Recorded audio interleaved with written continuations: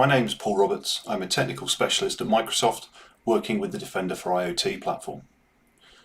This is a short video to walk through the process of creating a risk assessment report, but also the tuning that is involved on the platform prior to going through that process.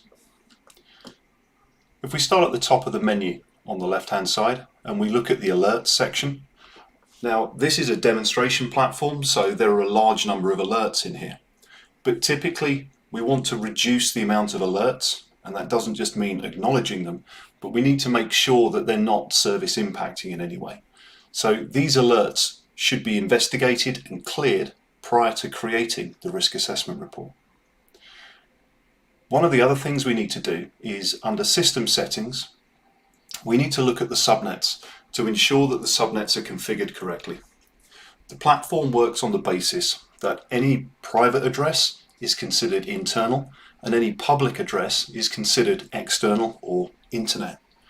So if any public addresses are being used inside the environment, we need to make sure that they're added in here, because otherwise we're going to start generating alerts that say we found internet connectivity. The other thing we need to ensure is where we've discovered Windows devices, as an example, that we've either used WMI to gather the patch information and the security information on that platform, or we need to go into the data mining section, and under CVEs we need to ensure that we delete any CVE that's been applied to that device that we know is irrelevant. Once we've done this, we can go into the risk assessment section and we can click Generate Report. And the platform will automatically create a risk assessment report. Now this takes about 3 or 4 minutes, so to speed up the process I created one earlier. So click on the link, we download the risk assessment report and then open it up in our web browser. Now you can see obviously I haven't tuned my platform, so I've got a pretty poor security score of 39% overall. And as we go through this, you'll see that we start with a summary of what's been discovered and what's causing this score. But as we go further through the report, the details get more and more. So we're given explicit information around why this score is so low. So in this example, I've got 42 devices that the platform has deemed as vulnerable.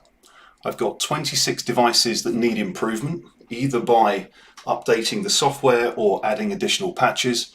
And overall, I've got 123 secure devices. Now, as we go through, you can see even on this summary, we've got 34 internet connections. So if any of those networks that we're connecting to are internal but have public IP addresses, this is going to cause us an issue in this risk assessment report. So in this case, I've also got 33 connections between ICS subnets. I've not loaded any firewall rules onto the platform, so we're not able to use the platform to investigate whether they're relevant or whether they need tuning. I've got 7 devices that are accessible remotely. I've got 1 scanning device, and we've also included 3 of the top attack vectors that the platform has generated. So scrolling through, we have a table of contents, and we start with device security. So this is going to list the devices that we've found on the platform by vendor, how many of them are there, and what's the typical security score range. So as an example, if I use the Rockwell automation as an example, I've got 19 of those devices and the security score is between 32% and 100%. And as we scroll through this, you'll see more summarization. So in this case, the next one is the attack vectors and what is their security score or their vulnerability score. We've got what are the network risks that we found. So I've already mentioned the internet connections. I've got the connections in between the ICS subnets. I've also got access points, malware indicators, and wireless access points. Then we've got network operational issues, and what mitigation steps we should take to resolve the problems that we've found and ultimately to increase our security score. Now again, this part of the risk assessment document is purely a summary. As we go further through, there's some explanation around what the risk assessment is for and how it's derived. We've got a glossary of terms that are used, and then ultimately we get on to the devices themselves.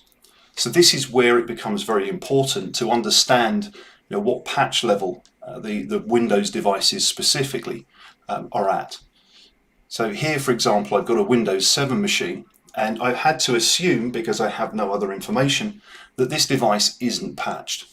And this is why it's got such a low security score. So we've aligned all of the known CVEs that we have against that machine and against what we know about it. Going further through, we have a Windows server. The same applies. We don't know what the patch level is, so we have to assume the worst. And then we start on the PLCs themselves.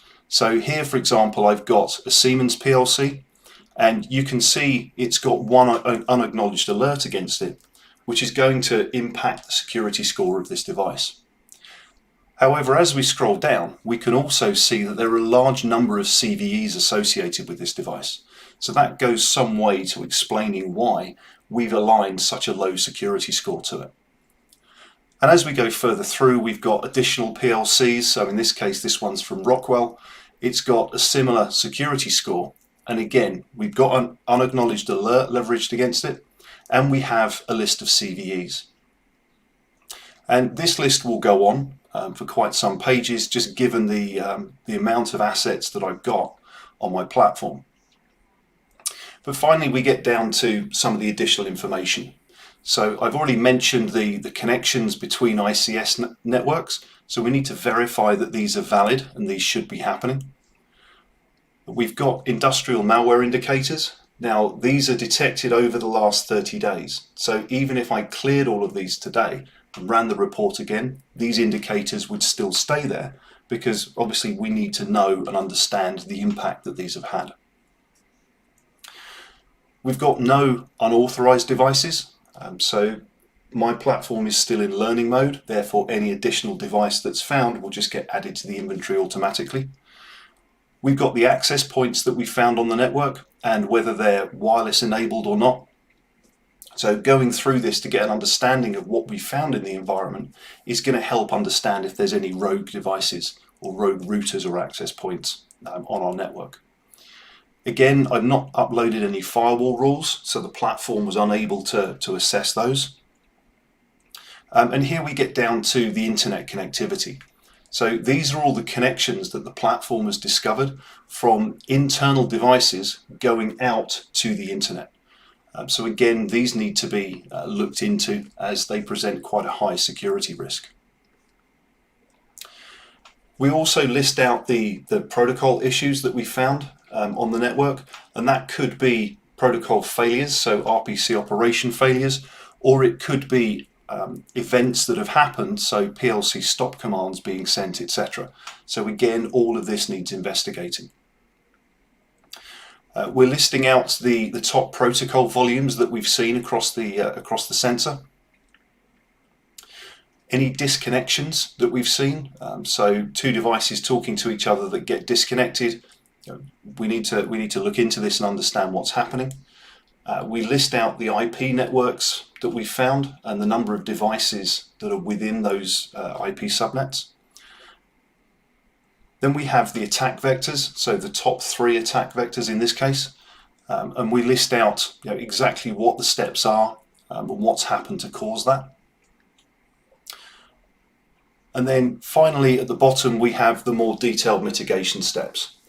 So in this case we can see that if we address the internet connections and we stop that from happening, then my security score is going to increase by an additional 15%. So it started at 39%, it's going to increase to 54%. Likewise, adding antivirus, installing security updates, investigating the malware indicators that we've discovered on the network, updating firmware, and looking at unacknowledged alerts as well.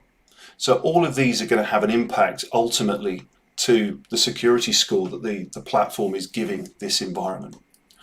And these security scores can then be taken in conjunction with other information coming either from the centre or from other places within the environment and put together to address and assess adherence to regulatory compliance, as an example. So I hope you found this video useful. Thank you very much for listening.